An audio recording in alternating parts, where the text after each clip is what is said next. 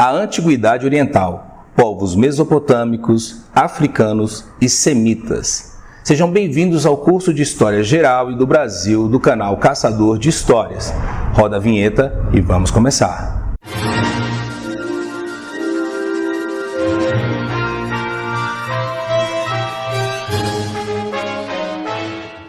A partir do 6º milênio a.C., a paisagem natural começa a ser mudada, transformada pela ação humana com maior efetividade. Neste período, vai haver grandes construções de templos, estruturas arquitetônicas, tanto para a área da agricultura, irrigação, como a habitação também. E tudo isso para favorecer o sonho do homem de conquistar os céus, e parecia que a imaginação do homem não tinha mais fim. E o homem começa, a humanidade em si, começa a ter necessidade de viver em ajuntamentos maiores, e para isso vão viver uma forma de Estado, que é um mínimo de organização política e administrativa que um território precisaria ter.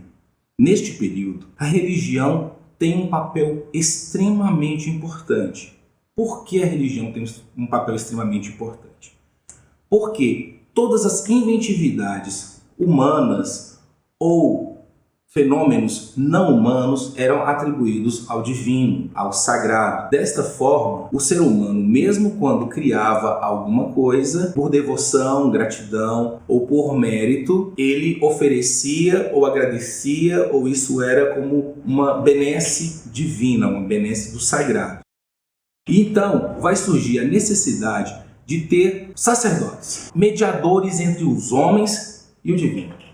E estes sacerdotes, esses mediadores entre o sagrado e o divino, vão representar uma nova casta, uma nova organização, uma primeira concentração de poder.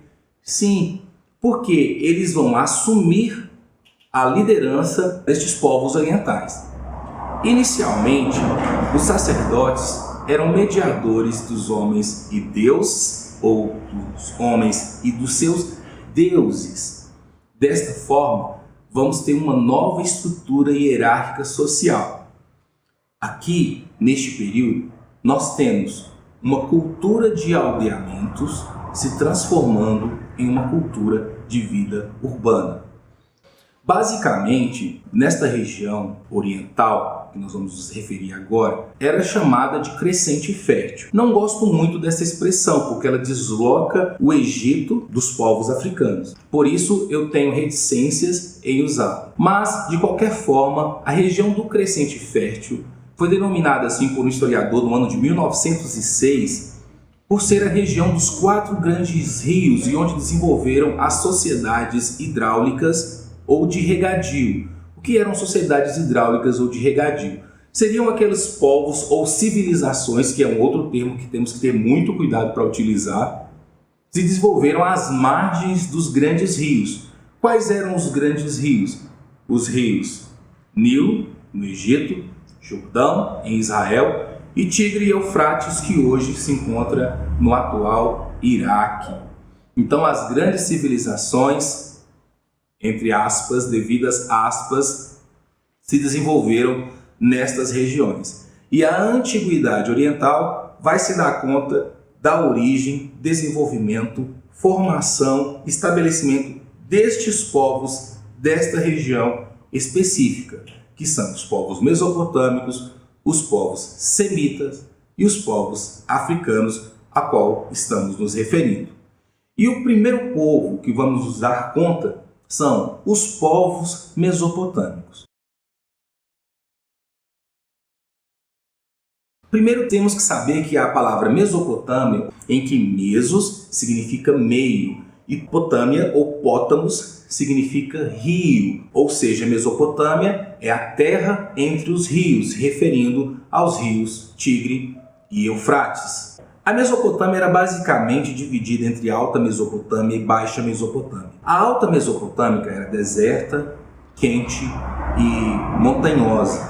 E a Baixa Mesopotâmia era mais regada, com muitos lagos, rios, charcos. Realmente havia muitas enchentes. E a Baixa Mesopotâmia era um local de difícil doma. O que quero dizer com isso? Até o 5º milênio antes de Cristo, nós não ouvimos falar de civilização na Baixa Mesopotâmia, talvez por essa grande dificuldade que havia para domar esse território hostil, com muitas águas, rios, pântanos e coisas assim. Já na Alta Mesopotâmia, nós temos uma ocupação bem mais antiga dos povos que ali viviam. Perfeito? Bom, quem foram os primeiros povos, então, a ocupar a região da Mesopotâmia? Entendam, Baixa Mesopotâmia e Alta Mesopotâmia. Já havia vários grupos de povos naquela região, mas os primeiros povos que temos notícia que vai domar esse território hostil da Baixa Mesopotâmia serão os sumérios. Não se tem uma origem precisa dos sumérios, de onde eles vieram, quem eram eles. Existem ainda muitas pesquisas sendo feitas a respeito disso. Mas os sumérios é o primeiro grande povo que vai estar ali naquele território. E literalmente os sumérios construíram a terra que eles iam habitar. Porque como eles vão ocupar a Baixa Mesopotâmia, eles desenvolvem a tecnologia para aterramento, canalização de rios, de lagos, de pântanos, drenagem de pântanos, aterramentos para construir templos e habitações e favorecimento da agricultura e coisas assim, como também eles constroem canais para levar a água das regiões mais úmidas para as regiões mais secas. Isto tudo é atribuído aos sumérios. Os sumérios têm uma tradição muito grande em relação à vida urbana, porque, inclusive, de acordo com seus mitos mais antigos, a vida urbana se inicia com a criação do homem. E a mais importante cidade edificada pelos sumérios neste período é a cidade de Eridu, ou a primeira cidade com a conotação urbana que temos notícia na história da Antiguidade Oriental. E ela, de acordo com o mito, foi criada pelo deus Enki, Senhor, Ki, terra. Esse Deus é considerado o Deus da sabedoria e o Deus das águas doces. Por quê? De acordo com o mito sumério, primeiro ele domou as águas, depois ele criou uma cidade, um templo para sua habitação e depois criou os homens para o servir. Ou seja, a criação do homem está relacionada à criação da vida urbana, de acordo com o mito sumério. Com o aumento do trabalho coletivo, os sumérios ampliam o sistema de irrigação, o que favorece a migração de novos grupos, aumentando a urbanização da Baixa Mesopotâmia. E isso é muito importante, porque com o aumento da urbanização na Baixa Mesopotâmia, aumenta-se também a necessidade de comercialização destes produtos.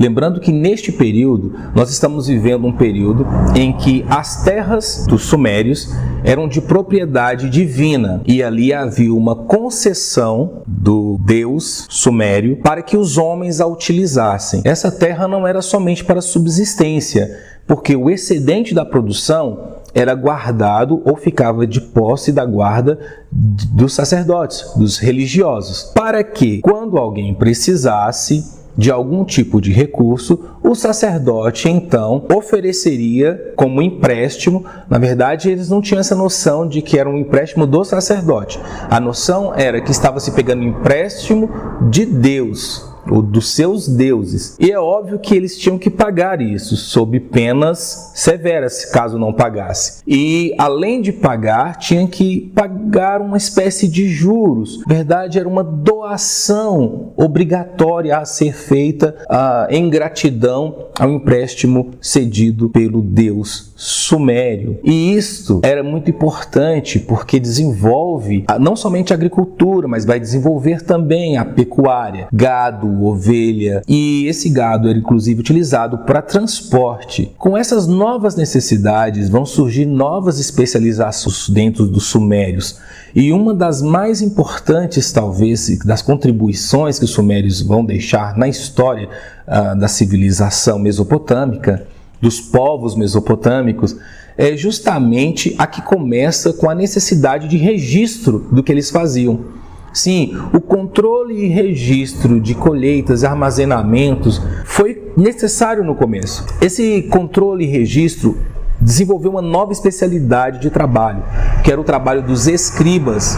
Sim, os escribas eram os trabalhadores responsáveis por registrar as produções e os eventos. E é aí que entra uma grande questão, o surgimento da escrita. Os sumérios tinham uma forma de escrita muito peculiar. É uma escrita que nós chamamos de cuneiforme, em forma de cunhas, ou de cunha, uma espécie de V.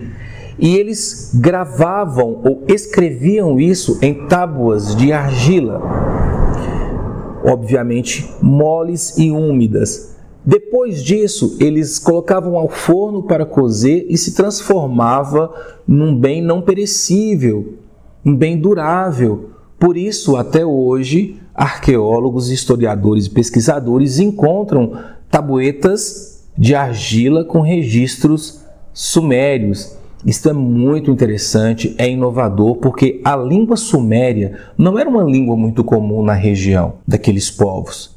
A língua suméria ela é de um outro tronco linguístico.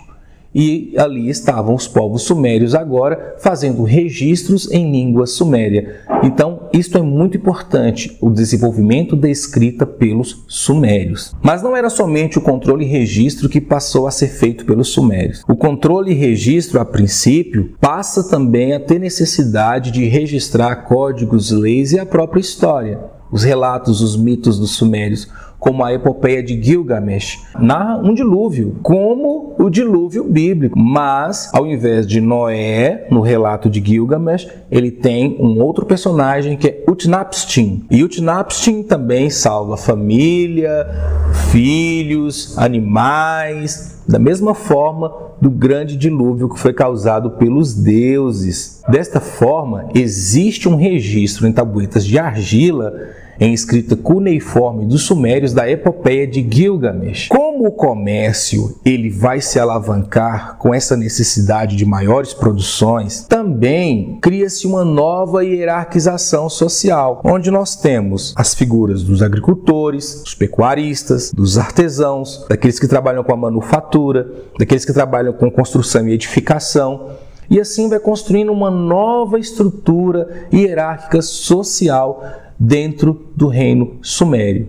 A religião na Suméria, ela tinha um poder de organização, de controle e domínio muito grande.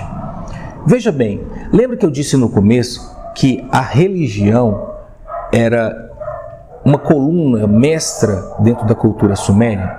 Então, através do mito, os religiosos conseguiam manter um determinado controle social. O templo era a primeira construção ou edificação arquitetônica que se construía nas cidades sumérias. Mas o templo ele não tinha somente uma finalidade religiosa. O templo ele tinha uma finalidade administrativa, porque era dentro dos templos ou nos templos que ficava o patesi, que era o chefe geral ou o governador geral do que seriam as primeiras cidades-estado. De forma que era no templo que acontecia a administração, a jurisprudência, governava a economia, e o sacerdote pátese tinha esta função geral de governo. Então, o governo no início dos povos sumérios era um governo teocrático, um governo que tinha uma finalidade ou uma proposição religiosa na sua estrutura. É importante entender isso. Porém, as primeiras cidades-estado, e aqui abro um parênteses para explicar o que é uma cidade-estado. Cidades-estado são cidades que parecem-se ou são similares culturalmente, têm a mesma cultura, podem ter a mesma religião, mas elas divergem, são diferentes na administração, economia. Ou seja, são cidades independentes, apesar de serem da mesma cultura. Na Suméria, só para se ter uma ideia, neste período havia de 15 a 20 cidades-estado. Então, eram muitas cidades-estado e, obviamente, havia um fluxo muito grande de povos naquela região. E começa a haver as ameaças de invasões de povos que vinham do norte e do leste também. E essas ameaças de invasões vai levar a criar um novo grupo social, porque surge a necessidade de construção de muralhas e, obviamente, de militarização para proteção das suas fronteiras e da guarda dos seus habitantes. Quando se cria uma estrutura militar, cria-se também uma nobreza militar, consequentemente. E essa nobreza militar começa, em certo ponto, a rivalizar com a nobreza religiosa. E aí que está um outro grande ponto que vamos passar dentro da sociedade suméria. Com o aumento da importância da nobreza militar, da necessidade de proteção devido às tensões que haviam na região, a nobreza militar enfraquece a nobreza religiosa. E assim, vamos dar início a um novo tipo de comando administrativo na Suméria.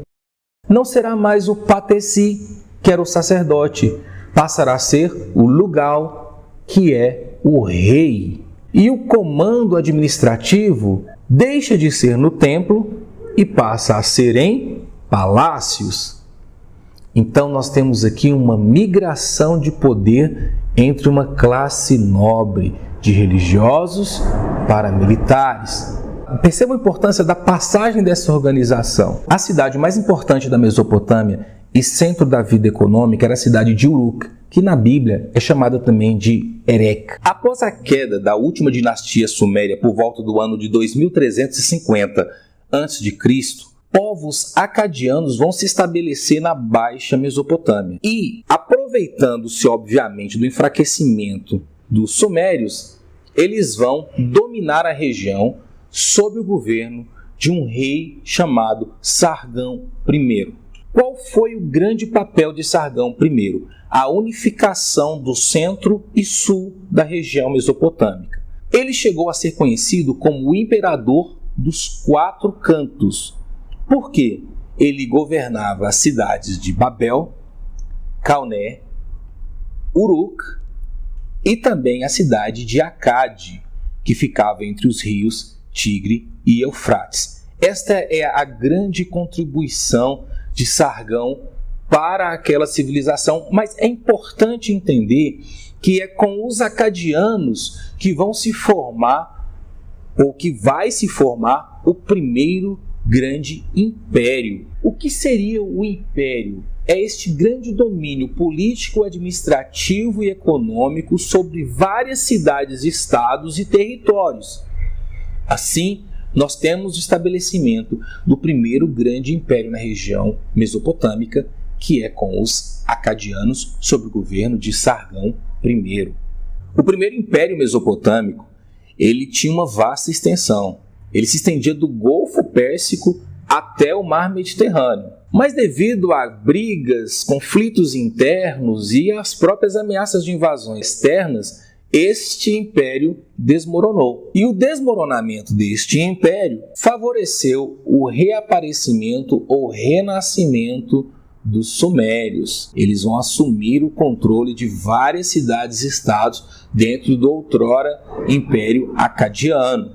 Por volta do ano 2100, uma dinastia que vinha da cidade de Ur, cujo soberano era Ur-Namur, se estabeleceu na região e fundou ou solidificou o que seria a terceira dinastia de Ur. O que é importante aqui é que é nesta fase que vai haver o domínio de várias cidades-estados, chegaram a dominar e ter 33 cidades-estados, mas esse período é marcado pela construção das grandes edificações que hoje conhecemos como zigurates, que eram essas pirâmides escalonadas, como você vê nesta imagem. O núcleo deste império de Ur, deste império sumério, eram 33 cidades-estados e a cidade de Acade. Todos os governos, chefes, prefeitos das cidades eram nomeados pelo soberano. E estas cidades-estados tinham que pagar um tributo mensal ao soberano, à cidade de Acade. Porém, as cidades e vilas menores deveriam fazer essa contribuição anualmente. Mas uma coisa que acontece interessante nessas dinastias é que quando uma dinastia enfraquece, obviamente, outro grupo vem tomar o poder. E não foi diferente. Com o enfraquecimento da dinastia de Ur, grupos que vinham do ocidente, ou melhor, do leste ocidental, vão dominar a região da Baixa Mesopotâmia. E assim, haverá uma sucessão de domínios curtos nesta mesma região. No decorrer das disputas pela hegemonia, nós vamos ter sucessivamente os domínios de Isim, Larsa e, por fim, a Babilônia, que são aqueles que ficarão conhecidos como babilônicos. Na verdade, são povos amoritas. Os babilônicos levam esse nome por causa da cidade construída por eles, a Babilônia. Os amoritas, que eram um povo semita, vinham do deserto sírio-árabe e por volta do terceiro milênio antes de Cristo, eles já começam a ocupar a região onde ficou situada a Babilônia. E lá eles construíram a cidade de Babilônia. Babilônia era uma cidade importante, se tornou importante também porque foi construída na confluência do Tigre e Éufrates, dos rios Tigre e Éufrates. De alguma forma e de certa forma, eles dominavam as rotas comerciais. E esse domínio de rotas comerciais vai favorecer e muito o estabelecimento dos babilônios como grandes negociantes na região. Os babilônios adotaram um sistema educacional, arte, literatura e cultura e também religiosidade dos povos sumério-acadianos. E após muitas lutas, muitas tensões, muitas batalhas, os babilônios conseguem, enfim, unificar o reino. E este reino se torna unificado principalmente com o rei conhecido como Hammurabi ou Hammurabi. O rei Hammurabi tem uma importância muito grande para a história dos povos babilônicos. O Império Babilônico vai se estender desde a Assíria no norte até os caldeus no sul. E é através do rei Hammurabi que se estabelece a edificação de um templo ao deus Marduk na cidade de Babel. E ali é construído um zigurate no formato daquele descrito na Bíblia. Olha que interessante isso. E ali ele há uma unificação ao deus Marduk. Bom, mas uma grande contribuição para a história dos povos babilônicos com o rei Hammurabi é justamente o fortalecimento político, econômico e administrativo de todo o Império Babilônico e principalmente o legislativo.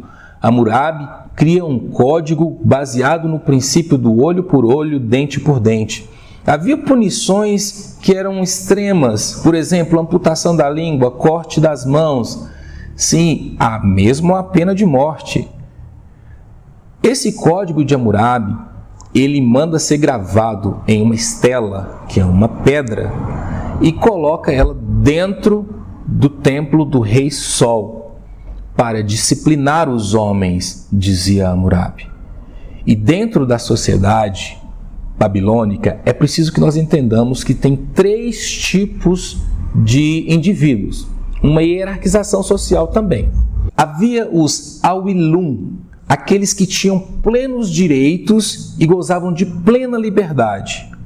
Haviam os Muskerrenum, eram aqueles que tinham direitos, mas dependiam em grande parte do palácio, da vida nobre. E havia os Vardum. Os Vardum eram os escravos. Nós percebemos aqui que esta hierarquização social é bem próximo daquilo que havia também entre os acadianos e sumérios, porém com uma distinção que não havia aqui necessariamente uma conotação religiosa, mas é na expansão do comércio que se muda de estrato social.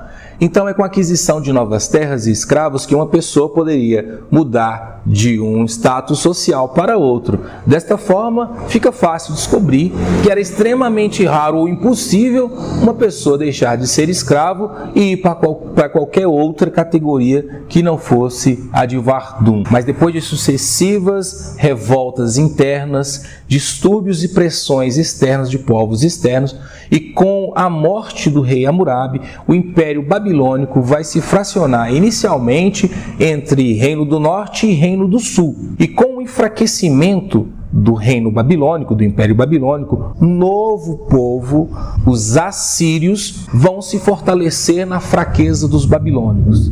E assim, os assírios, aproveitando-se obviamente da morte do rei Hammurabi, da fragmentação do Império Babilônico, vão ter a sua ascensão ao poder e entra no ar um novo povo mesopotâmico, os assírios.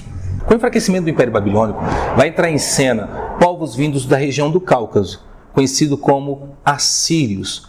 Por volta do ano 2400 a.C., eles se estabelecem a cidade e fundam a cidade conhecida como Assur.